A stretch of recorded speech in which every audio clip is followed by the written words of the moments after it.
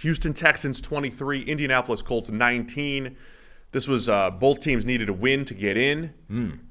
Houston, I believe just the Colts needed help if they won, but Houston was in with a win regardless. But Houston goes to 10-7. We knew they'd at least have a wild card, but with the Jacksonville Jaguars losing yesterday afternoon, it's the Houston Texans winning the AFC South, and they're hosting the Cleveland Browns in round one as the number 4 seed in the AFC. Which means PFF Bobby makes the playoffs. PFF Bobby makes the playoffs, and as you can tell, they were talking about him a lot. They were talking him up.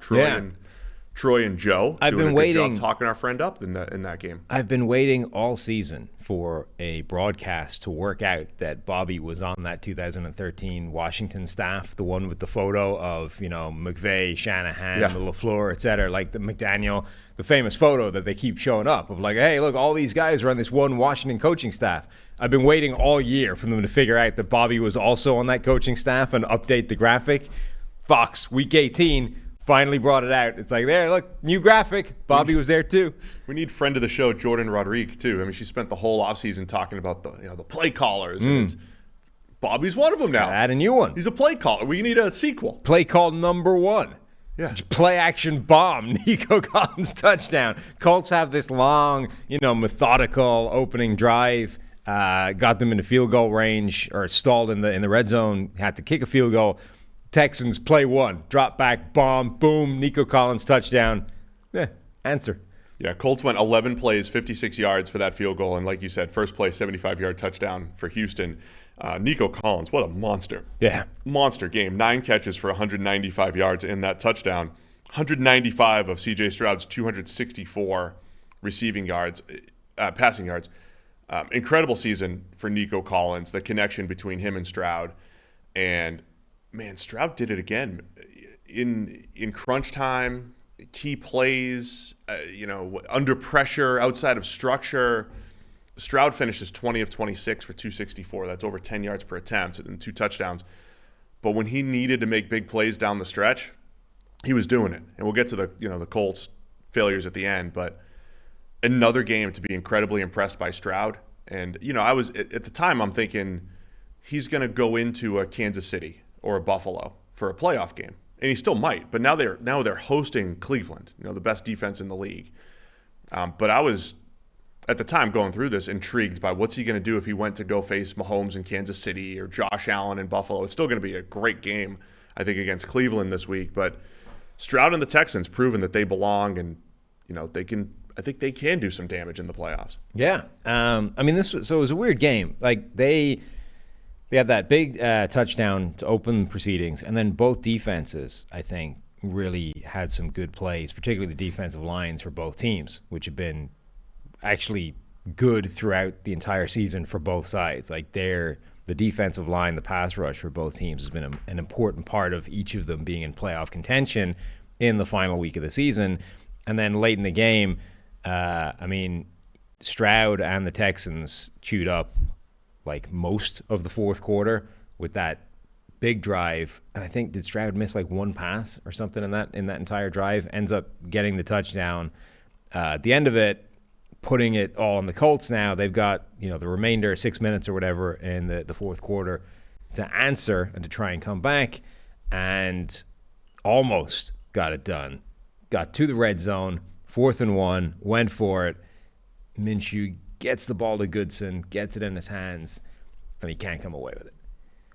Yeah, put it on his hands. Rough way. You put it back hip. But, yeah. If he catches that and falls forward, nobody's like, man, Minshew really missed the throw. Right. It was the wrong. The throw was a little off, but it still should have been caught for a first down. Yeah, it wasn't the easiest catch in the world. Having said that, you would expect him to catch it and pick up the first down from where the ball ended up. So, but just a horrible way for Goodson, for the Colts and Goodson in particular, to not make the playoffs effectively. Like, you're not. It's not. Even if you pick that up, you still have to get the touchdown at the end of that drive. It's not like that's the difference. It wasn't in the end zone, right? It's not the difference literally between winning and losing, but it is, you don't make it, you lose, and you do make it, you live to fight another day or another down and try and make it happen. So just a horrible way for Goodson in particular to have to, wrap the season with that. Broadcast was highlighting how good the Houston Texans' run defense had been throughout the year, and the Colts ran all over them. Jonathan Taylor, 30 carries for 188, forced 8 missed tackles, and offensive line, like the blocking was good for Indy. Like everything was, they were cooking offensively. They were picking up 5, 6, 7 a pop. Texans couldn't stop in them. Stretches. No, they couldn't. I mean, they averaged over 6 yards per carry in the game. Right. That's what I'm saying. Like the Colts were moving the ball like crazy. Again, Minshew did not do a ton. And then on the other side, the Texans were the opposite. I saw people complaining about our friend Bobby. The Texans kept running it. And